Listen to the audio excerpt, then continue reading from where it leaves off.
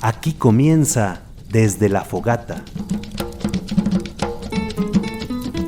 Conversamos alrededor del fuego que enciende otros fuegos.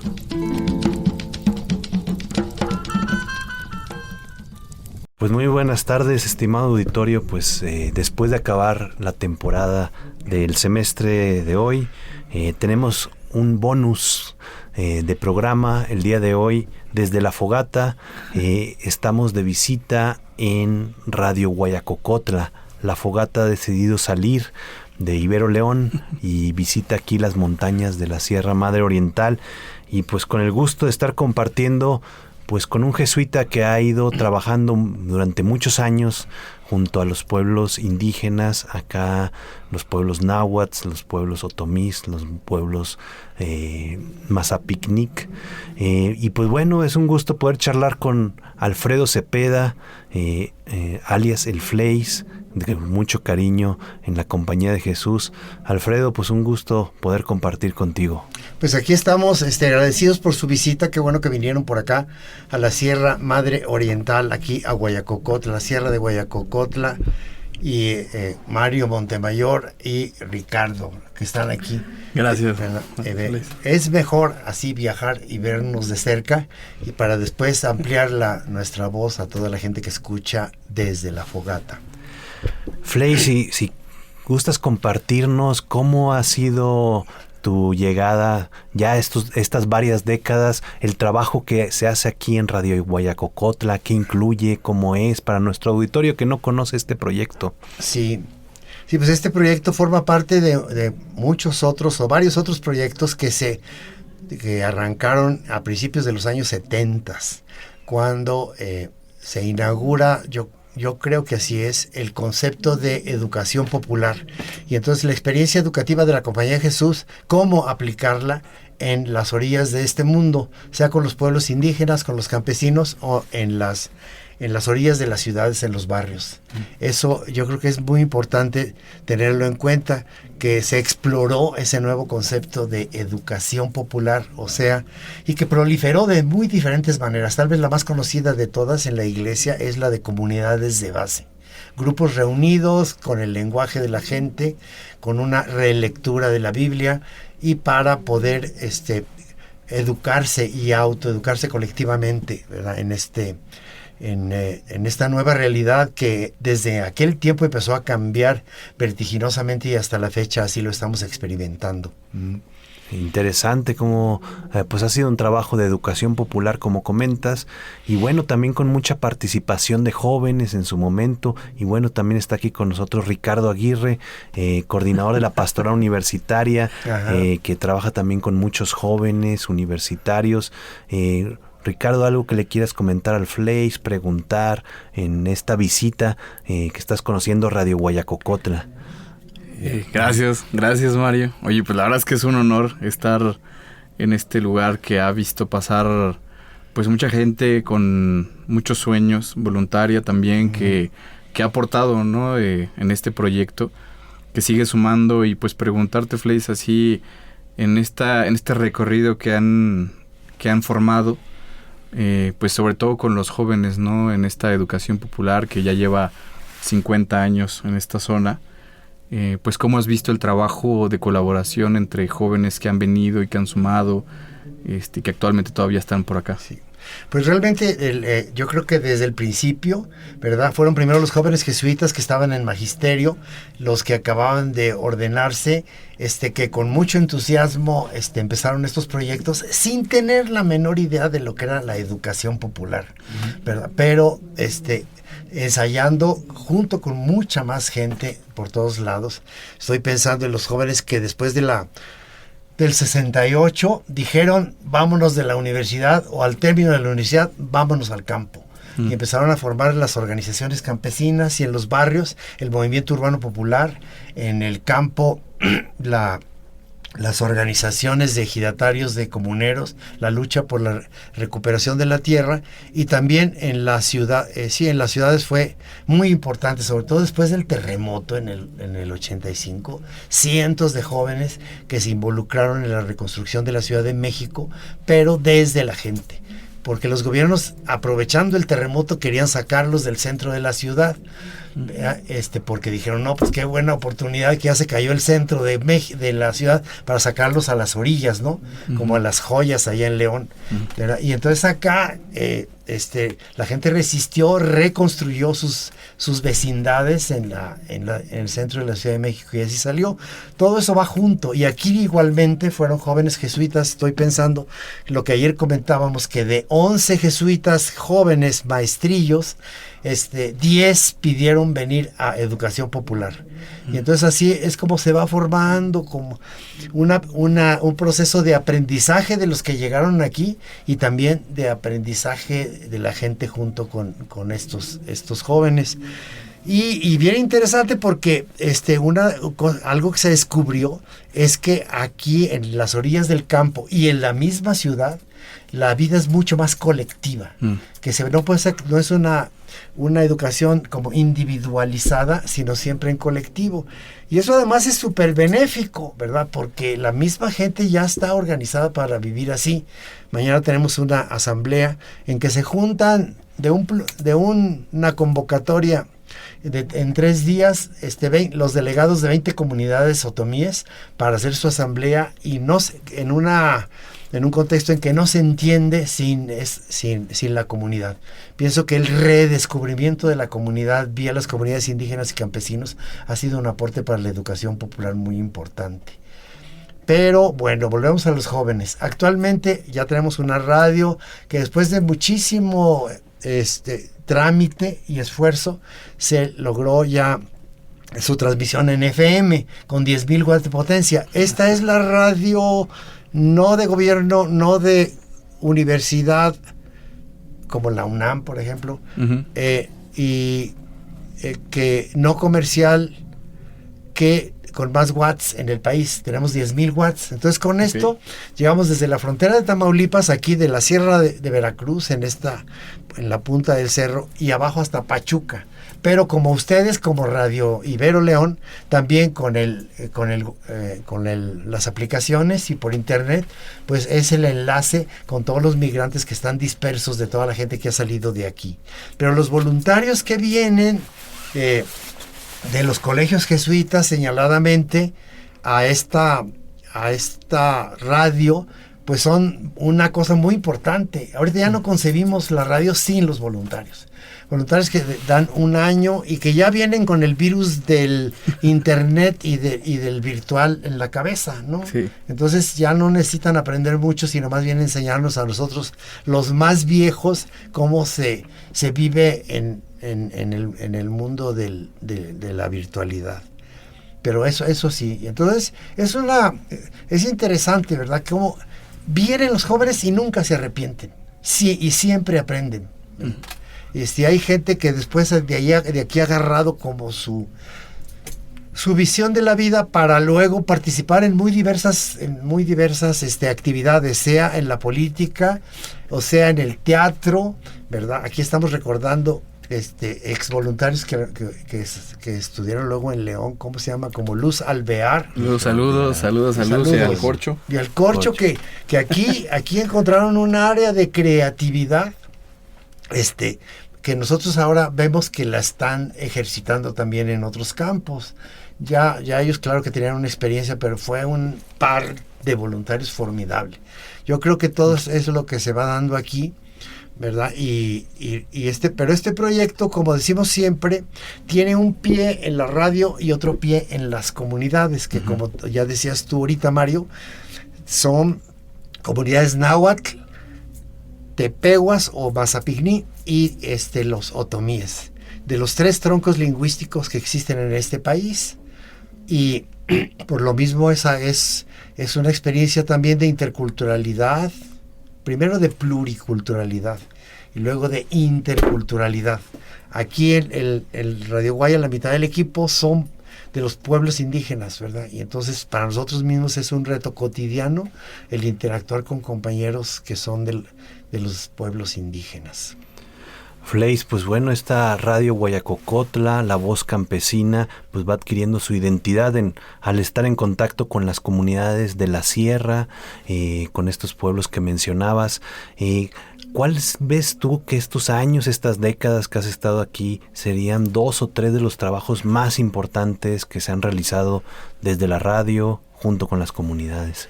Sí, bueno, como decíamos al principio, con la educación popular es colectiva, ¿verdad? La educación popular incluye el respaldo de la organización, de la gente que ya existe. Pero aquí en el municipio de Guayacocotla hay 14 ejidos, pero alrededor hay cientos de comunidades. En todas ellas se escucha la voz campesina, porque aquí estamos mero arriba de la sierra, 2.200 metros, y la Huasteca, que es toda la gran llanura llena de colinas, también está a 200 y a 300 metros, entonces les alcanza a llegar muy bien. Yo creo que eso es lo principal, un aprendizaje de lo que es lo colectivo y un aprendizaje de la gente en colectividad. Entonces, esa es la organización por los derechos indígenas, la organización para la defensa de sus territorios, que ahorita más que nunca están amenazados. Entonces, con esa educación popular colectiva de la gente, están equipados para resistir. Si no, nunca lo harían frente a las mineras que vienen a invadir sus territorios, frente a los pozos petroleros allá abajo en la Huasteca, y en un tiempo que ahorita ya está, gracias a Dios, terminando, porque los indígenas tuvieron victorias señaladas de restitución de tierras frente a los caciques ganaderos y acaparadores de tierras. Eso es muy importante. Y otra es el diálogo cultural. Yo, igual que ustedes, vengo del Bajío, y allá no existe la música del trío huasteco, la música de la banda de viento. Existe más en Oaxaca, en Puebla, en Guerrero, en Michoacán. Y eso, el impulsar lo que es investigar lo que es la propia cultura de la gente, lo que es la religión indígena, porque aquí todo el mundo se dice católico, pero es de diferente manera que en León, Guanajuato o en Guadalajara, donde yo nací. Claro. Es otra manera de ser cristiano, gracias a Dios, ¿verdad? Para que haya también en la iglesia un pluralismo. Entonces, ese diálogo cultural es cotidiano. Aquí tenemos un programa de media hora que se llamaba Son de Flor, que es en otomí le dicen Baideni, que es la música que llega al corazón, o sea, la música indígena tradicional, y la gente pidió que le subiéramos a 1:30, con los comentarios de nuestros compañeros indígenas que van explicando y compartiendo lo que la gente también ya sabe, pero también difundiéndolo, lo que es la fiesta de Todos Santos, lo que es el carnaval, lo que son las fiestas patronales y sobre todo las fiestas de costumbre, que con Radio Guaya, convalidándolas, empiezan a resurgir cada vez más. Aunque aparentemente en la sociedad tecnológica estarían demasiado inhibidas. Y es que además los padrecitos aquí a veces poco formados en la pluriculturalidad, la gente la reprimían, ¿verdad? Diciendo eso está mal, eso es del diablo, eso no debe ser, son brujos, en fin, un montón de cosas que se dicen sin pensar y sin saber. En cambio, nosotros estamos desde lo que hemos aprendido de la gente y tratando de potenciar, ¿verdad? En un lugar en donde la religión es muy fuerte, ¿verdad? Yo diría que yo soy jesuita, supuestamente se dice los religiosos, pero las comunidades indígenas son más religiosas que yo. Pues muy interesante este recorrido de Radio Guaya junto con las comunidades. Ahorita mencionabas de este programa de música que va llegando al corazón. También hay un programa que se llama De Lado a Lado. De Lado a Lado. Que tiene que ver con la migración. ¿Cómo fue la experiencia de que surgiera ese programa? ¿Cómo ha sido el caminar? Pues también frente al fenómeno de la migración que ha ido incrementando pues en estos últimos años. Sí, aquí es un lugar como casi todos en México, las zonas empobrecidas, por el despojo capitalista, que la gente tiene que salir, ¿verdad?, fuera. Porque las necesidades no están suficientemente satisfechas, empezando por la de la vivienda, ¿no? Yo creo que todo ser humano quiere un lugarcito. Aquí la gente lo tiene porque pertenece a una comunidad, pero luego una casa así un poco más, más moderna, como diríamos, ¿verdad? Como ven que son las otras casas, aunque sin exagerar. Y entonces, sí, para ponerte un caso, hay una comunidad a la que justamente vamos a ir mañana para esa asamblea de la organización Otomí, la Unión Campesina Zapatista Comité de Defensa Campesina, y resulta que 100 de esa comunidad, que tiene como 500, están en Nueva York. Nunca había habido tantos, ¿verdad? Llegamos a 40 y los tienen a todos en su lista para que a la hora que venga la fiesta patronal colaboren para la música, ¿verdad? Siempre. Si esos siguen siendo de la comunidad, aunque estén allá en Nueva York, en Carolina del Norte o en Filadelfia, ¿no? Pero son miles y miles los que han salido, ¿no?, indígenas y mestizos, porque también hay aquí un pueblo campesino muy, muy fuerte, que son mestizos, pero de ascendencia indígena finalmente, porque también tienen el mismo modelo de comunidad, que tiene como 4 pilares, ¿verdad? Y eso se ha desarrollado mucho en la pastoral indígena, de definir la comunidad como un territorio, una autoridad, una asamblea y un trabajo que se llama faina aquí, que es el trabajo colectivo de la gente, que es completamente contra la ley porque no se paga, sino que cada quien pone su trabajo gratuito para hacer un montón de cosas. Eso es una comunidad, y eso lo comparten por la tradición indígena también las comunidades mestizas, prácticamente es en todo el país, también porque la reforma agraria que creó la mitad del país, la conformó en ejidos y comunidades indígenas. Es el esquema que estableció, ya conocido desde antes. Eso es.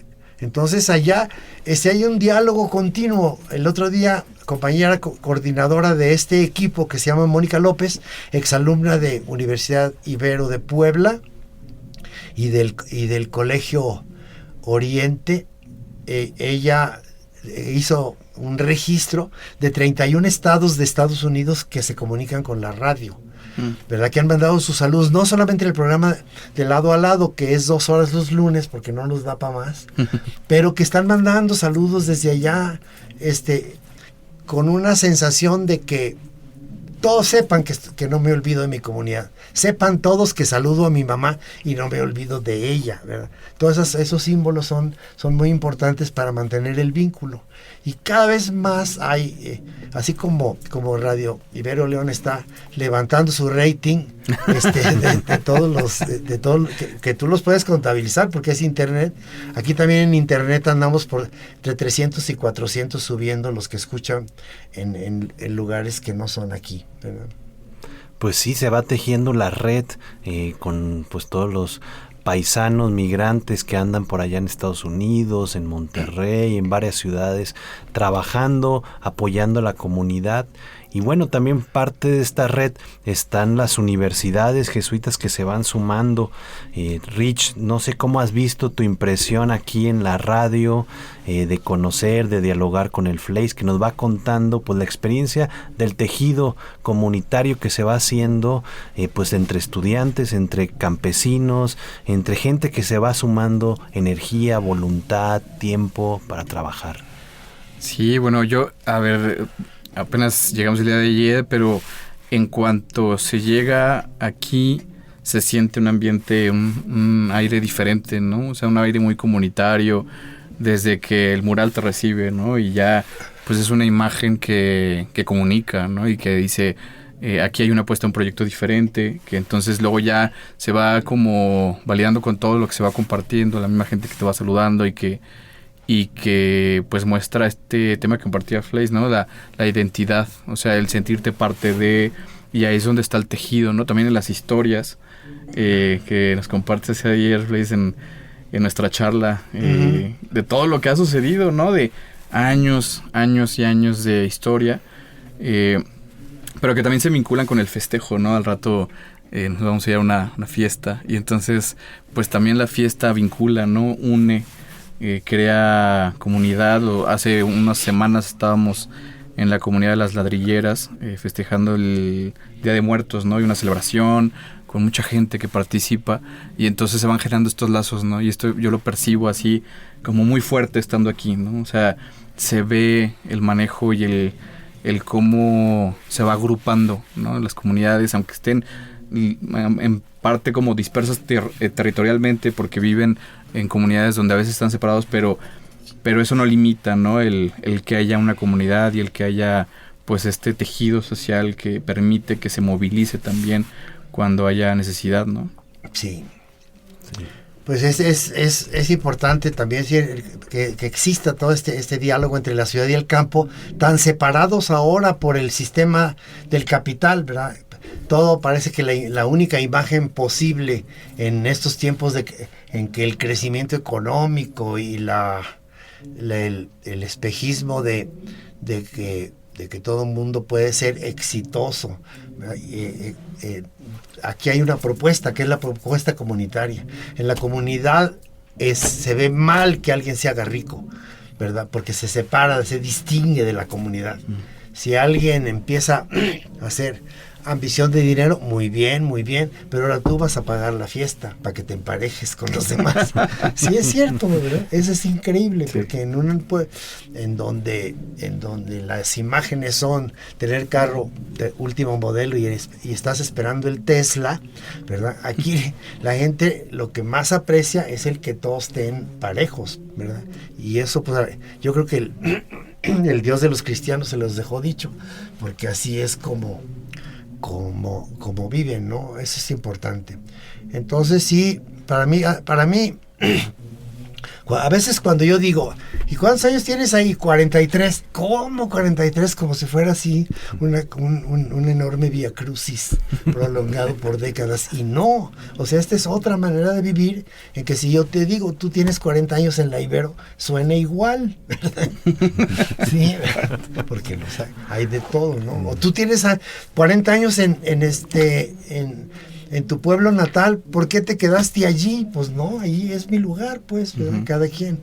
Y entonces eso ha sido un don del Dios de los pobres que nos empezó a invitar a las órdenes religiosas, uh-huh. Y a todos los cristianos, y a muchos que no se confiesan cristianos, pero que tienen una fe en un futuro de igualdad, en fin, ¿no? Para estar por acá. Allá en León, Guanajuato, todo el movimiento que hubo de cooperativas por Querétaro, toda esa zona, inclusive con curas diocesanos que levantaron organizaciones así, otros movimientos campesinos, como el que empezó la Fundación Mexicana para el Desarrollo, que después ya fue otra cosa, pero que comprometió gentes para dedicar su vida al acompañamiento con los campesinos. Y también nosotros hemos oído, pues, de las organizaciones de derechos humanos que han surgido por allá. ¿Cómo se llaman estas? Ustedes las conocen, ¿no? En los barrios, ¿no? Sí, hay una Victoria 10. El Victoria 10. Y también, de hecho, en Ibero León surgió el programa de derechos humanos antes que en todas las universidades del sur. Se distinguen en León como un fuerte compromiso social de defensa de los derechos. Entonces, el irnos organizando, ¿verdad?, en pequeños colectivos, pero que permitan que los compromisos no sean solamente individuales y por lo mismo sean más a largo plazo, como proyectos de vida, pues es algo que ha surgido por todos lados y que es posible en todos lados. Fleis, en este tiempo de recorrido, pues ya 43 años, como lo decías, pues se van presentando desafíos, adversidades que se presentan a veces con dureza. ¿Qué ves tú como de amenaza en esta región, en esta zona frente a los pueblos? ¿Y qué esperanzas al mismo tiempo, qué luces emergen como brillo, como algo que impulsa el camino que has tenido por acá? Sí. No, pues yo sí creo que los pueblos indígenas siempre han estado amenazados y siempre han estado resistiendo. Primero, siempre frente a la discriminación. Han estado también sujetos de despojo de sus tierras Y yo escribí una nota justamente para una que me pidieron cuando terminó el sexenio de Calderón, después de 12 años de panismo, y yo decía, es violencia y despojo, ¿verdad? Una violencia sorda, ¿verdad? Que se manifiesta en de quitarte la posibilidad de los elementos necesarios para vivir con decencia en este mundo, que es lo que causó más la inmigración. Y actualmente yo creo que lo que es un fenómeno que se da por todos lados es, aparte de las violencias que cubren todo el territorio nacional, por el crimen organizado, la violencia contra las mujeres, etcétera, también la violencia por ejemplo, con las mineras. Aquí de Guayacocotlan nosotros tuvimos que descubrir como colectivo que esta tierra de aquí a 30,000 hectáreas está concesionada a una minera transnacional, y la concesión se llama Elefante, para que no quede duda que es enorme. Y la gente ni siquiera sabía. Ni siquiera le avisaron que estaba esa concesión. Los gobiernos de Peña Nieto y de Calderón nunca avisaron eso. Afortunadamente, actualmente con el gobierno de Andrés Manuel, aunque no se han quitado concesiones porque no les pueden quitar ya, porque son parte del Tratado de Libre Comercio, pero por lo menos ya no se han dado más. Y ya hay experiencias de que por medio de los amparos con el Poder Judicial, y entonces en eso justamente estamos enlazados con, bueno, ya me metí a cómo está la resistencia de ese caso en concreto ante esa amenaza de las mineras, con la Ibero Puebla, Ibero León, Ibero México, para idear cuál va a ser la resistencia en el Poder Judicial por medio de amparos y todas esas cosas que hay, y también de hacer valer los derechos indígenas que les dan más derechos, aunque nunca se acaban de cumplir bien a bien sobre sus territorios. Pero sí, esa es algo, es como la ambición desmedida, ¿verdad? Más aviones, más carros, más producción de cualquier cosa que incide ya sobre la depredación de los territorios. Y obviamente algo que es también importantísimo es el bosque. Aquí es una zona boscosa de lo que llaman bosque mesófilo de montaña, que es pino y encino básicamente, y una suficiente biodiversidad. El 90% de las selvas de nuestro país han sido devastadas. Una de ellas la de la Huasteca, y la más famosa, la de Chiapas, la famosa selva lacandona, que ahora ya es Potrero Lacandón. Entonces, sí, así es, ¿verdad? Entonces, aquí en todo el gran ecosistema del Golfo, que viene desde Tamaulipas hasta Tabasco y Yucatán, es el pulmón del país. Entonces, una lucha aquí muy fuerte es la defensa de los bosques y del agua, por lo mismo, porque si no hay bosques no hay agua, que es a la vez toda esta humedad del Golfo, de los que le llaman ahí arriba en los centros, y que afecta hasta León, Guanajuato, de la humedad y la lluvia, ¿verdad? Si hay sequía aquí, hay hipersequía en León, Guanajuato.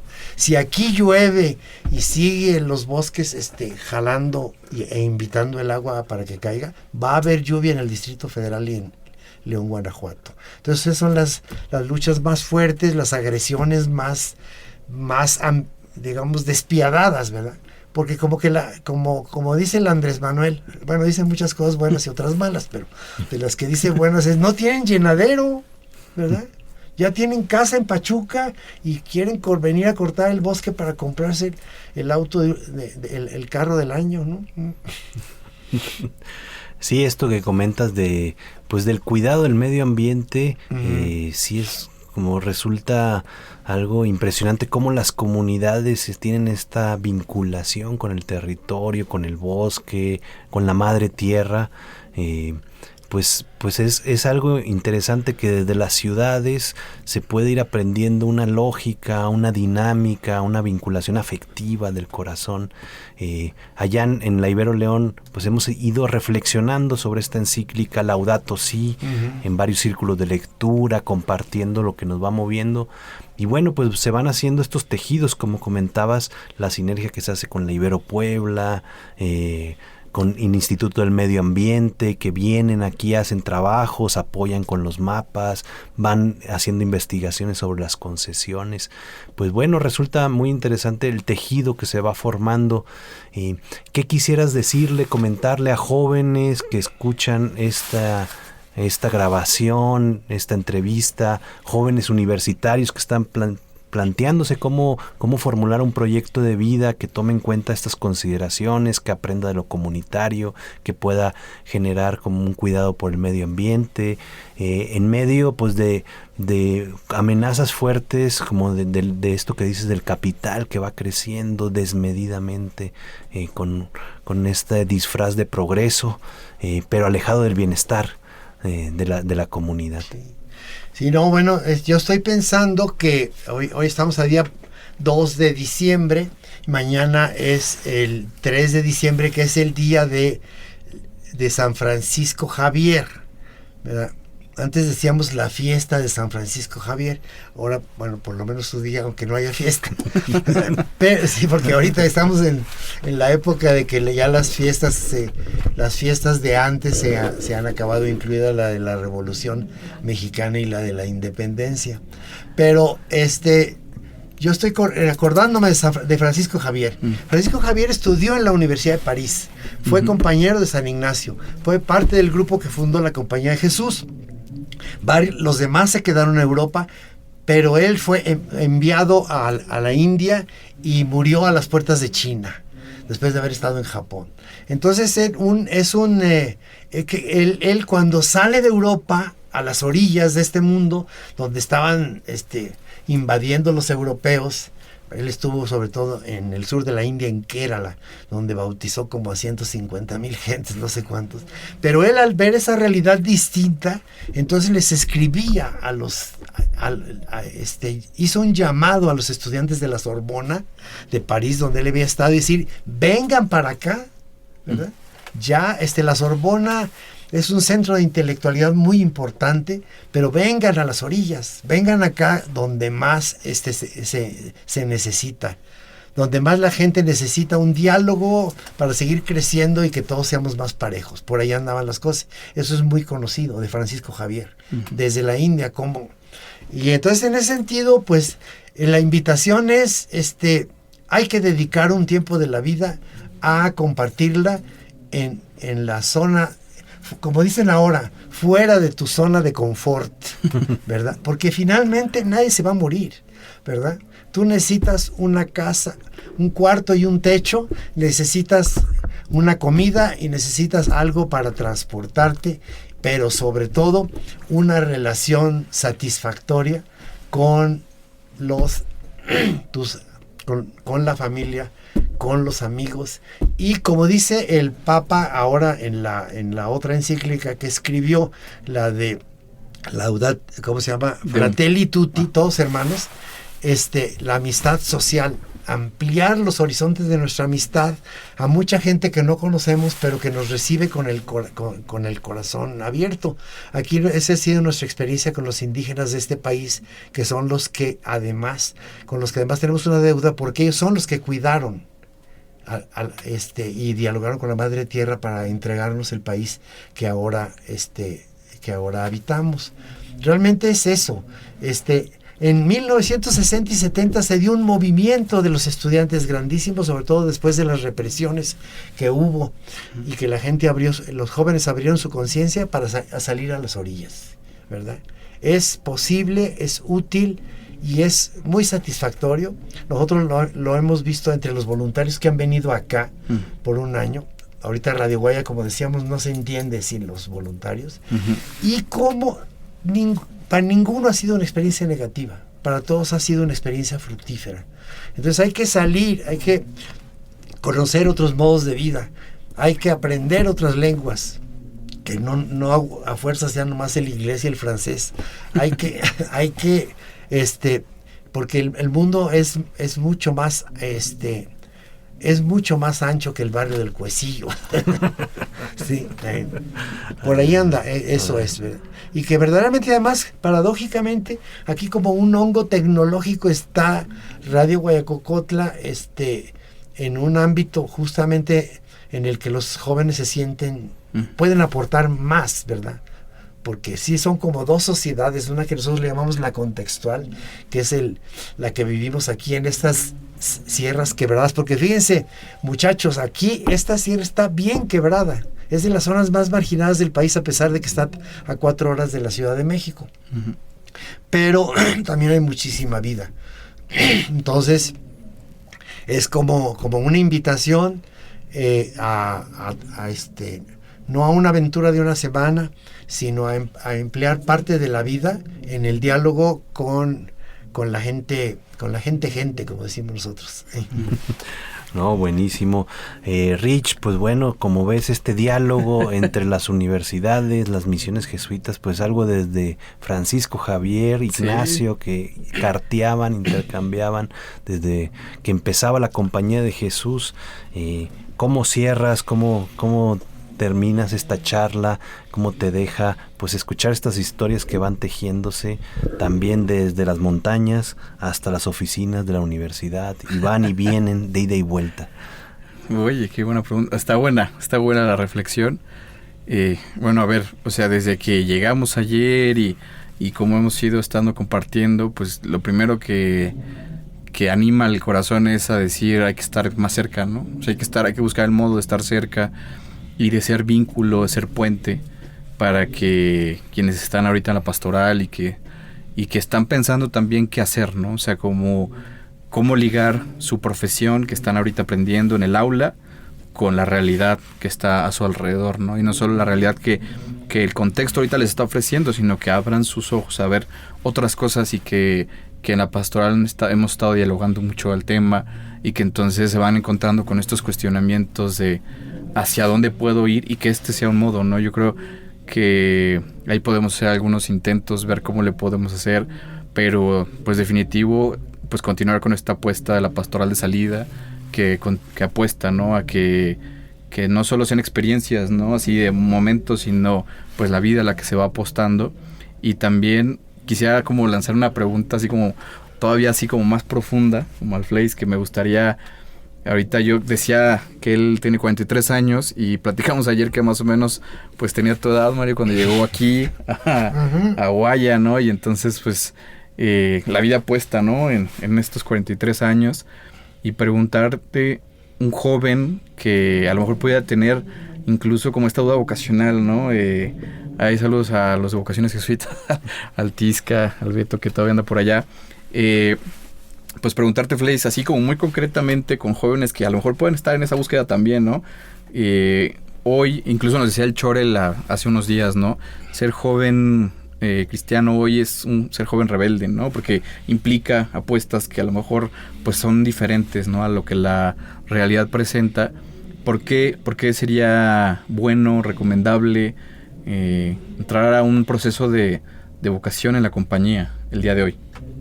Sí, bueno, yo creo que a nosotros yo no estaría aquí si no fuera jesuita, porque justamente a los 2 o 3 años de que yo entré a la orden se empezó a plantear como una revisión de lo que es la vida de los cristianos y la vida de la humanidad. Creo que Francisco lo ha ampliado todavía más, ¿verdad? Ahorita él está viajando allá,